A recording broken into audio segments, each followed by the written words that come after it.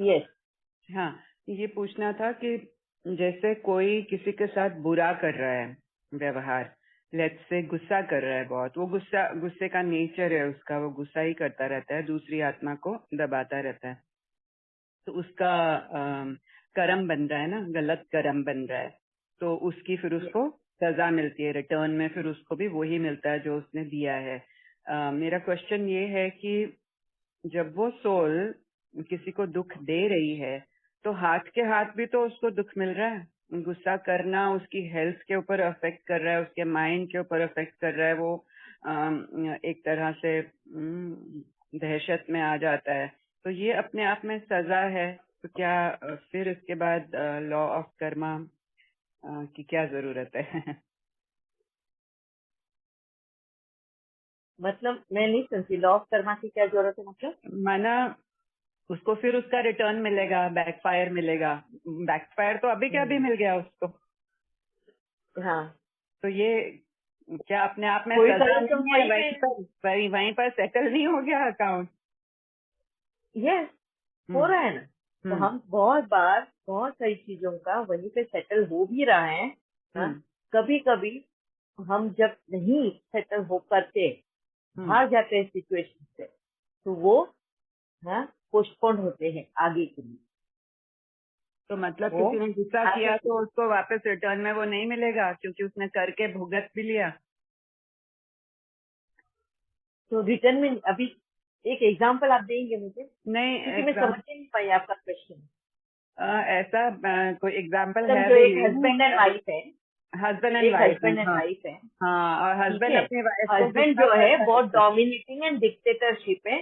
वो हर वक्त वो कुछ भी करे तो उसको गुस्सा ही आता था, इरिटेट ही होता है वो उसके हर एक कार्य से, और उसके ऊपर हमेशा गुस्सा ही। साड़ी पहनी तो साड़ी क्यों पहनी, ड्रेस पहना ड्रेस ही क्यों पहना, खाना बनाया तो यही क्यों बनाया, नहीं बनाया तो क्यों नहीं बनाया। तो हर राइट। वक्त वो उसको यही करते रहते, गुस्सा ही करते रहते, yes. Right. This is the yes. Situation. Yes. हाँ, तो इसमें फिर क्या? फिर वो हस्बैंड जो गुस्सा कर रहा है, वो खुद तो इतना तप रहा है, ऑलरेडी उसको सजा मिल रही है, फिर उसको बाद में सजा मिलेगी कि नहीं मिलेगी? और क्यों मिलनी चाहिए? हस्बैंड क्योंकि को उसने तो सजा, अभी के अभी हस्बैंड ने गुस्सा किया, तो उसको सजा बाद में नहीं मिलनी चाहिए ना? हस्बैंड ने गुस्सा किया तो उसको बाद में ये सजा हस्बैंड को नहीं मिलनी चाहिए, ऐसा आप कह रहे हैं? हाँ, हाँ, ये हाँ, वाइफ को दे दिया पूछ उसने रही तो यहाँ हूँ। पे क्लोजर लग गया। आई एम हाँ, आस्किंग, मैं भी क्योंकि समझने। हाँ, हाँ, क्योंकि हम जनरली यही बोलते हैं ना कि जो तुम कर रहे हो वो तुम्हारे पास वापस आएगा, तुम गुस्सा करोगे तो हाँ, दूसरा तुम्हारे ऊपर गुस्सा करेगा, तो उसको समझने की कोशिश कर रही हूँ आपसे पूछ के। या तो हम्म। देखो, अभी जैसे फॉर एग्जाम्पल मैं अपना ही लेती हूँ, ठीक है। हम्म। मैं और मेरे हस्बैंड, हम्म। आज अगर मेरे को मेरे साथ में अगर ऐसा होता है कि चलो मेरे हस्बैंड ने बोला कि मैं साड़ी में अच्छी लगती है, तो मैंने साड़ी पहन ली। मैं साड़ी पहनी और उस वक्त कुछ मेहमान आ गए जो काफी मॉडर्न एंड वेस्टर्न लुक वाले थे, और उनके बीच में मैं गाँव जैसी लग रही थी।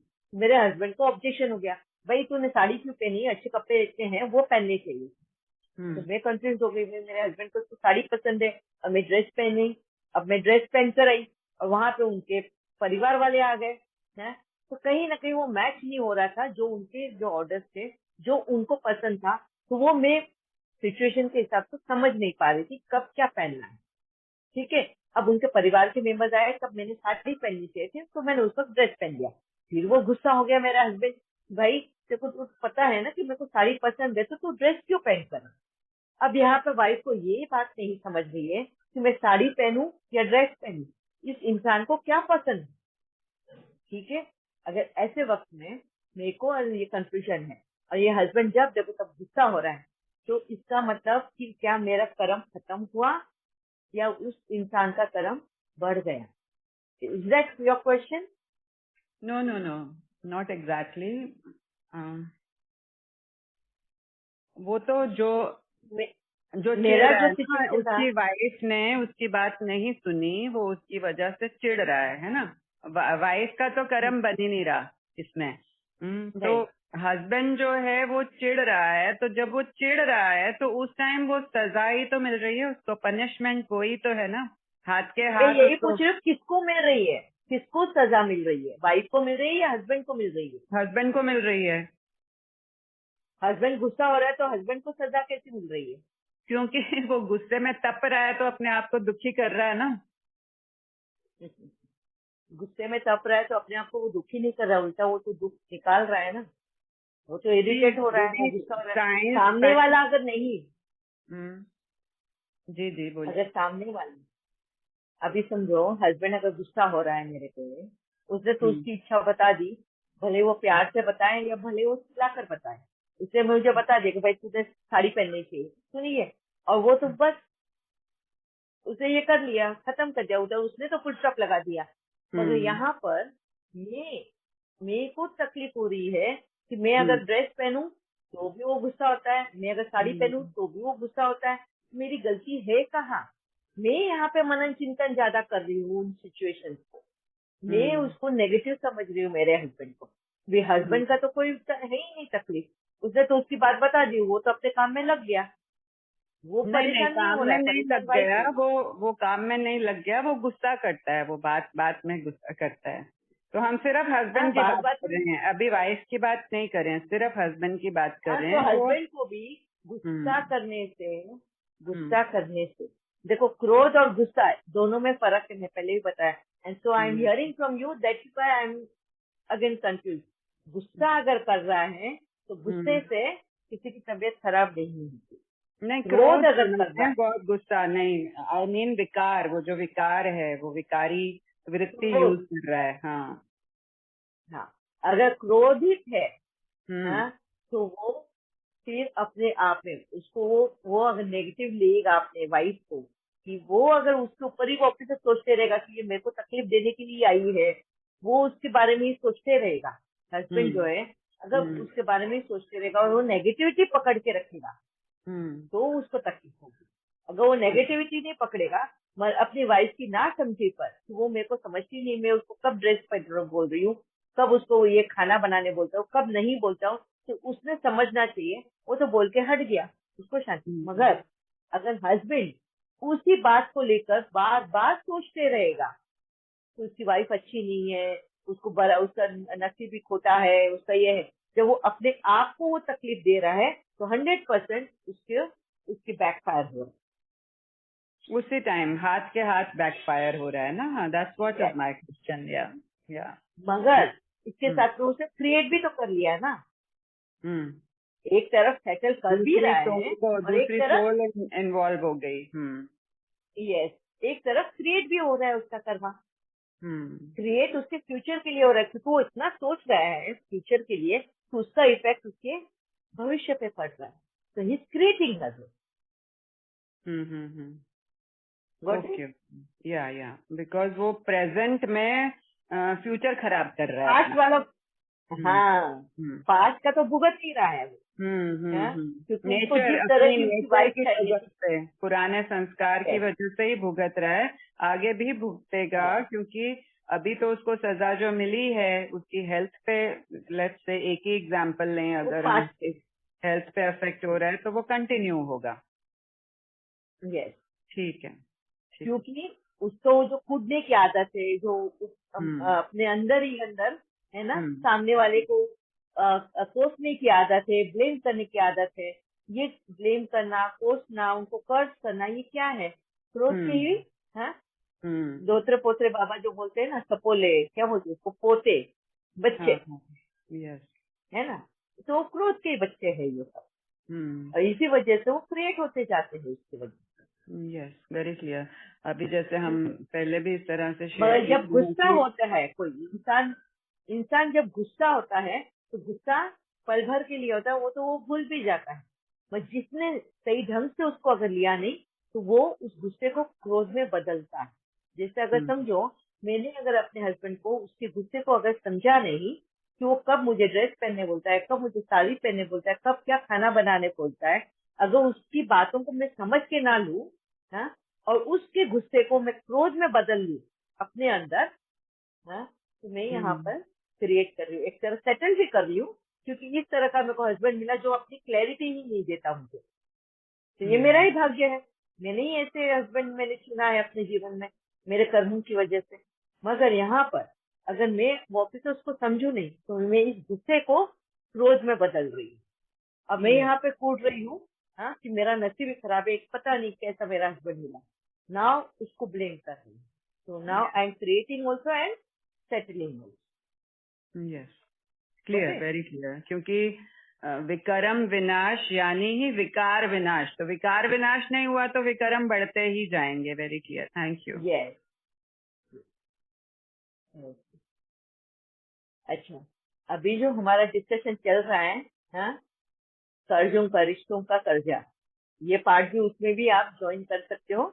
या जो हस्बैंड एंड वाइफ का है, ये भी कर्जे ही है हमारे।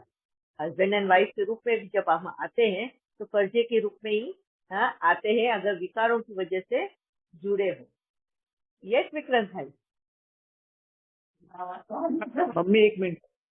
दीदी जी, ये अभी सुप्रीम कोर्ट ने कुछ सालों पहले अडल्ट्री जो है वाइफ करती है उसको डिक्रिमिनलाइज कर दिया है। मतलब वो पहले क्रिमिनल एक्ट होता था, अभी वो क्रिमिनल एक्ट नहीं है। मतलब वाइफ क्या कैन एंजॉय मतलब? रिलेशनशिप। मतलब वाइफ मैरिड है तो वो she can have relationship outside marriage, that is not criminal. तो फिर ये उन्होंने ऐसा लॉ मतलब चेंज। Extra marital affair? हाँ मतलब हाँ, एक्स्ट्रा मैरिटल अफेयर कर अच्छा। सकती है वो, थोड़ा बहुत मतलब जहाँ वहां भी जा सकते हैं। मतलब हस्बैंड के अलावा भी किसी और के साथ भी वो रिश्ते रख सकती है। तो क्या ये सुपर इनका अच्छा। इंटरफेरेंस नहीं कि जज लोगों का? यस, तो अभी वो तो तो कितने वही अभी। तो कहा ना यहाँ पर।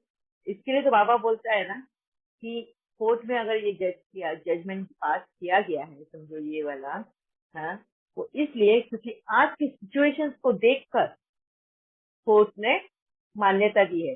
अभी कोर्ट ने तो ये भी मान्यता दी है, कि जितना लड़के का हक अपने पिता की प्रॉपर्टी पर है, उतना ही हक लड़की का भी है प्रॉपर्टी पर। अभी हम उसी टॉपिक पे आने वाले हैं। मगर क्या as per law of Karma या एज पर कुदरती कानून, क्या वो जायज है? हाँ, ये भी आता है सवाल। विक्रांत भाई, आप क्लियर है क्या जो बताया? क्योंकि ये जज ने अभी जो पास किए हैं, जितने भी जजमेंट या जितने भी अभी जो रूल्स बनते हैं, लॉज बन रहे हैं, वो अभी प्रेजेंट सिचुएशन को देखकर बनाए जाते हैं। अभी जैसे for example lesbian marriage, gay marriage, जहाँ पे एक लड़का ही लड़के से शादी कर रहे हैं, उसको भी, हाँ, लॉ, एज पर लॉ उसको अधिकार मिलना चाहिए। एक लड़की से शादी करे, उसका अधिकार भी मिलना चाहिए। क्या कुदरती कानून है ऐसा? नहीं। पर आज के सिचुएशन के हिसाब से, हाँ, एक कुदरती कानून बन रहा है। सॉरी, नॉट कुदरती कानून, इंसानी कानून बन रहा है।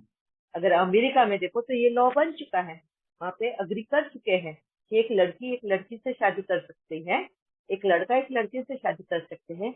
कॉन्ट्रैक्ट मैरिजेस को भी ना अलाउ किया गया है। तो इंडिया में अभी तक ना अप्लाई एप्लीकेशन डाले थे कोर्ट में, मगर वो रिजेक्ट हो चुके हैं।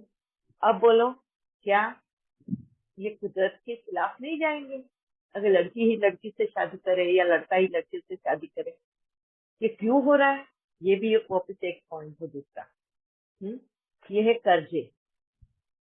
जहाँ हमने कुदरती नियम तोड़े हैं ना, कुदरत ने जो कानून बनाए हैं, कुदरत के जो नियम है, जो मेन नींव बनी हुई है, जब हम तोड़ते हैं, तो उसके रेपरकशन इस रूप में आते हैं। अब एक आत्मा का जन्म दोबारा एक औरत के ही रूप में आया है, जहाँ उसको आदमी के रूप में जन्म लेना था, वो वापिस से एक औरत के रूप में आया है। क्यों?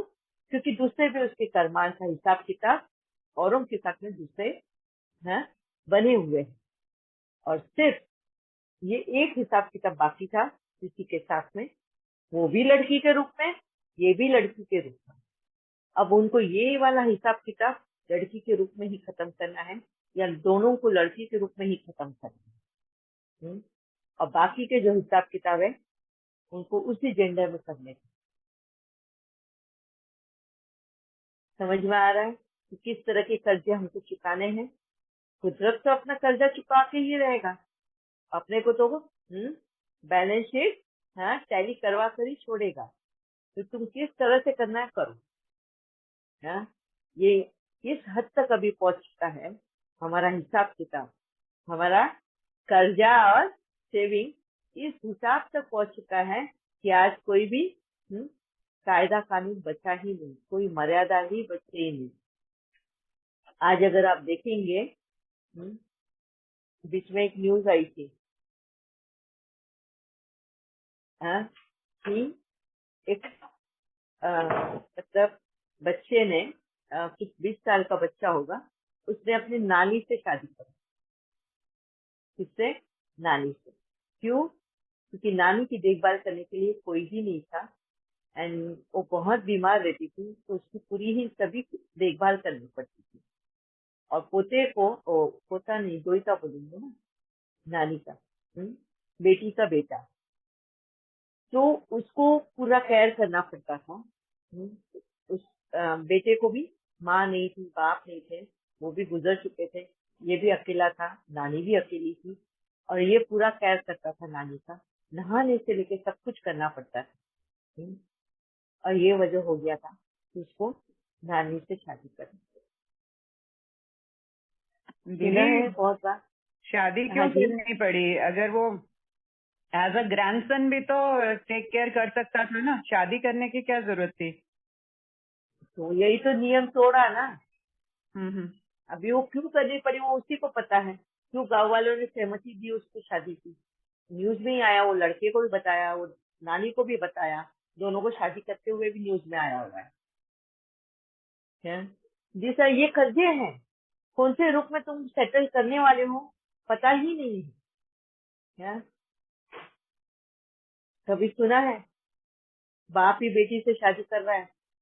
न्यूज में आया है, आप लोगों ने अगर सुना या नहीं सुना पता नहीं। दीदी बहुत मोमडन सारे ऐसे कुछ पटा।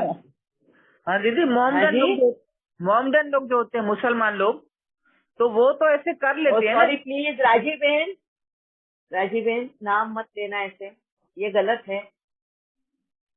वो ऐसे नहीं, बाप बेटी से शादी नहीं करते, नहीं, जिसने एक माँ का दूध नहीं पिया हो उनसे कर ऐसा लेते हैं। नहीं है बहन, नहीं। अच्छा। प्लीज ऐसी बात अपनी जूम सेशन पे नहीं करनी है, जहाँ जाति विवाद का झगड़ा हो। ये तो नहीं, ये कहीं तो पे भी शादी होती है। नहीं, वो मैं नहीं कर रही हूँ, पर ये तो उनमें होता ही है ना कि मतलब जिसने एक माँ का दूध नहीं पिया वो आपस में शादी कर सकते हैं आराम से। सॉरी। Except वो चाचा के बच्चों के साथ में करते। मुझे मैं सच्ची में बोलूँ ना, मुझे इतना डेप्थ मालूम नहीं उनके रिलेशन के बारे में, तो मैं कुछ बोलना नहीं चाहूंगी उनके बारे में। मगर बहुत सारे जगह पे है कि मामा एंड बुआ, मतलब अगर समझो मेरा भाई है तो मेरे भाई का बेटा एंड मेरी बेटी शादी कर सकते हैं। ऐसे बहुत सारे रिलीजन, बहुत सारे कास्ट में है, इवन सिंधियों में है, महाराष्ट्र में है, ऐसे है शादी। मगर बाप बेटी के साथ शादी करे, क्या ये है कोई इसमें? नहीं है।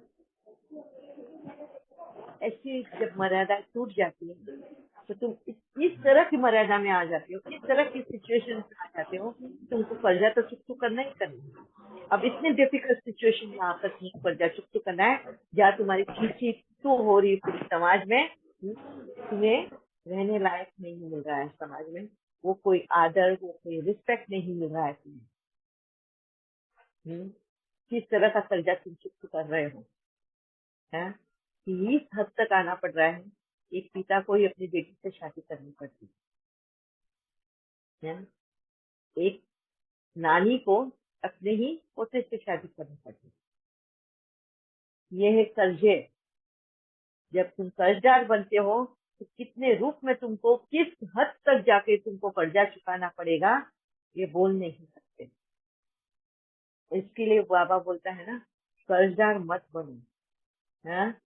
देनदार बनो, लेनदार मत बनो, देवता बनो, लेवता मत बनो। और यही बाबा हमें सिखाता है। अब ऐसी सिचुएशन को अपने अंदर लाओ कि तुम्हें कोई भी बात की अपेक्षा नहीं रहे कि मेरा बुढ़ापा कैसे बीतेगा। क्यों बाबा बोलते हैं शादी करो ही नहीं, है? लड़कियों को भी बोलता है, लड़कों को भी बोलता है। इस झंझट में मत आओ जहाँ तुम कर्जे बढ़ा लेते हो। जब तक तुम्हें समझदारी नहीं आती ना, क्यों मना करता है? जब तक तुम्हें रिश्तों की समझदारी नहीं आती कि रिश्ते कैसे निभाए जाने चाहिए, हाँ, तो तुम उसकी कर्जदारी बन जाओगे फिर से। और मैं तो तुम्हें कर्जा मुक्त करने आया हूँ। जब तुम्हें समझदारी आएगी तो तुम्हारे ऊपर तो पाबंदी उठ जाएगी और फिर जाओ और जाके शादी करो और इस तरह का एग्जाम्पल बनो, दुनिया भी उसको फॉलो करे। पहले बाबा पाबंदियां ही इसलिए डालता है। वो पहली स्टेप है पाबंदियां डालने की। किसी का हाथ का खाना नहीं खाना, ये नहीं करना, वो नहीं करना, क्योंकि हमें समझदारी ही नहीं है। हाँ, हम बेलगाम घोड़ों की तरह जी रहे थे। अब बाबा आके लगाम डालता है और लगाम खींच के रखता है। तब तक खींच के रखता है तब तक जब तक कि हमें वो समझदारी नहीं आए हमें किस तरह का वो रिश्ता निभाना है, वो मर्यादाएं पालनी है। जिस वक्त हम मर्यादा पुरुषोत्तम बन जाते हैं, बाबा वो लगाम छोड़ देता है। और अब कहता है कि अब तुम समझदार बने हो, तुम्हारा वाइज इंटेलेक्ट बना है, अब तुम आजाद हो, तुम्हें मालूम है अब किस तरह जीना है। मगर ये तभी मुमकिन है जब तुम्हें अक्ल आए। बाबा पहले लगाम खींचता है, बाबा पहले कुदरत से हवाले नहीं करता। कुदरत तुम्हें दबोचे उससे पहले ही बाबा तुम्हारी लगाम खींचने की कोशिश करता है। जब बाबा की भी हम नहीं सुनते ना, वहां पे भी हम बाबा के सामने भी अपनी कन्वीनियंट के हिसाब की चीजें रखते हैं, अपने सहूलियत के हिसाब से बाबा की ज्ञान को समझते हैं और ज्ञान को अप्लाई करते हैं। तब बाबा भी बोलता है अब मैं भी साक्षी दृष्टा हो जाऊंगा, अब तुम कुदरत के हवाले हो। जब हम कुदरत के हवाले हो जाते हैं ना, तब ऐसी ऐसी न्यूज हमें सुनने में मिलती है। आज का तो सेशन यहाँ पे खत्म कर रहे हैं।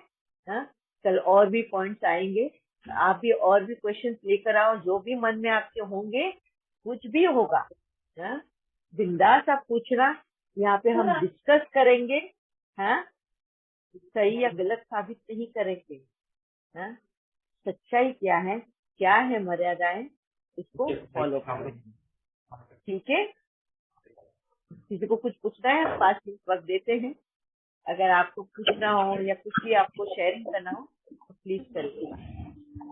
दीदी 1 मिनट, ये बताइए कि अगर हम जी दीदी, कि अगर हम इसी जन्म में ये सोच लें कि नहीं हमारा मतलब किसी के ऊपर, मतलब जिसको हमने दिया है उसके ऊपर भी हमारा कोई कर्जा नहीं है, हम सोच लें, मतलब हम अगर किसी को देते हैं या कुछ हम किसी के साथ करते हैं और हम ये सोच लें कि नहीं हमारा कोई कर्जा नहीं, तो क्या ये उसको कर्जे से मुक्त करेगा? उसको जिसके साथ हमने किया है, वैसे तो कोई इंटेंशनली, मतलब आप अगर समझो फॉर एग्जाम्पल आप मुझे कुछ दे रहे हो, समझो पैसा दे रहे हो जी, ठीक है, और आप ये देकर मुझे दे रहे हो कि भाई मैंने तो अपना कर्जा चुका दिया और तुम्हारे ऊपर भी कोई कर्जा नहीं है, तुम्हें मुझे लौटाने की जरूरत नहीं है जी, तो ना मैं कर्जदार हूँ ना आप कर्जदार हो, ऐसा ही पूछना चाहते हो ना? जी यस, फिर कोई कर्जा नहीं जी, क्योंकि आपने वह होकर खुद होकर आपकी अनुमति से आपने दिया है, आपका दिल से आपने दिया है, तो आप एक तरफा हो गए। मतलब जैसे कुदरत ना देती है, लेती कुछ नहीं है, कर्म में नहीं बनती। हाँ जी, वैसे ही आप कर्म में नहीं बांध रहे जी, ना हम ना वो जिसको हमने दिया है, दोनों किसी को कर्जे में नहीं होंगे। मतलब नेक्स्ट जन्म अगर लेते तो बाबा बोलता है ना जी, नहीं फिर कर्जे में नहीं, इसके लिए बाबा बोलता है डोनेशन दो, डोनेट करो, दान करो। तो दान की अपेक्षा नहीं रखनी है तुम्हें वो वापस मिलेगा या नहीं मिलेगा, तो उस तरह से आपको देना कि वो कर्जा नहीं है, वो दान है। जी जी दीदी, थैंक यू दीदी। जी दीदी, थैंक यू। ओम शांति। ओम शांति। ठीक है, अभी हम कल मिलते हैं। Thank you very much. ओम शांति। ओम शांति। थैंक यू बाबा। ओम शांति दीदी। ओम शांति दीदी। ओम शांति। शांति दीदी। Thank you.